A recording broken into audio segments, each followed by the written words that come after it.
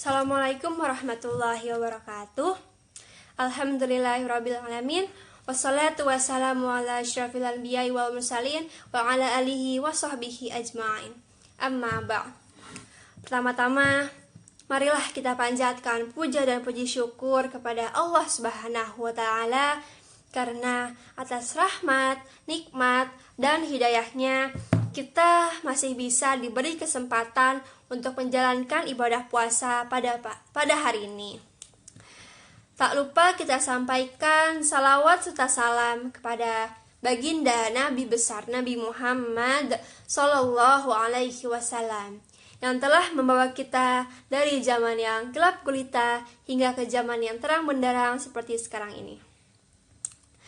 Pada kesempatan kali ini, izinkanlah saya menyampaikan materi singkat mengenai apa sih manfaatnya membaca Al-Quran. Teman-teman yang Allah cintai, seperti yang kita ketahui, Al-Quran adalah kitab suci yang sangat sempurna dan berfungsi sebagai pedoman hidup kita.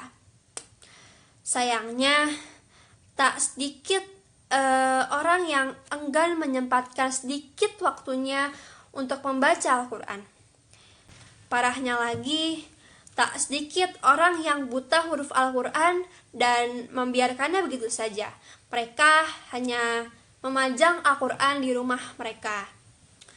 Padahal ada banyak sekali manfaat dari membaca Al-Quran itu sendiri. Lalu apa saja sih manfaatnya? Yang pertama, dapat pahala. Siapa sih yang gak mau punya pahala banyak, ya kan?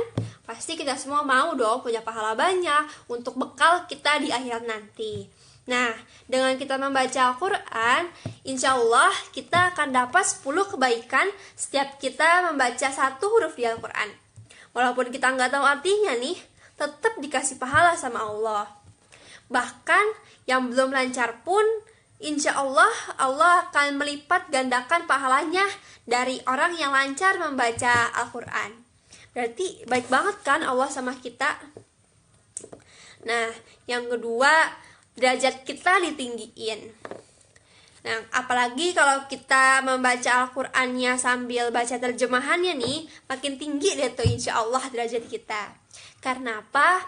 Karena dengan kita membaca Al-Qur'an beserta terjemahannya, kita bisa nangkep nih apa aja sih nilai-nilai yang ada di Al-Quran itu yang bisa kita ambil dan bisa kita terapkan di kehidupan kita. Nah, dengan kita mengamalkannya di kehidupan kita sehari-hari, insya Allah derajat kita akan dinaikkan oleh Allah Subhanahu wa ta'ala. Lalu yang ketiga, dapat syafaat di hari kebangkitan. Dalam sebuah hadis, Rasulullah bersabda, "Bacalah Al-Quran, karena sesungguhnya Al-Quran akan datang pada hari kiamat sebagai pemberi syafaat kepada orang yang membacanya."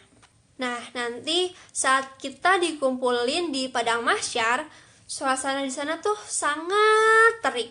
Ya bayangin aja, matahari sekarang aja nih udah panas banget. Gimana kalau nanti mataharinya diletakin 2 jengkal di atas kepala kita?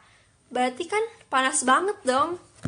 Nah, dengan kita membaca Al-Quran, dengan kita rajin membacanya, insya Allah kelak kita akan diberi syafaat dan dihindarkan dari teriknya suasana di sana.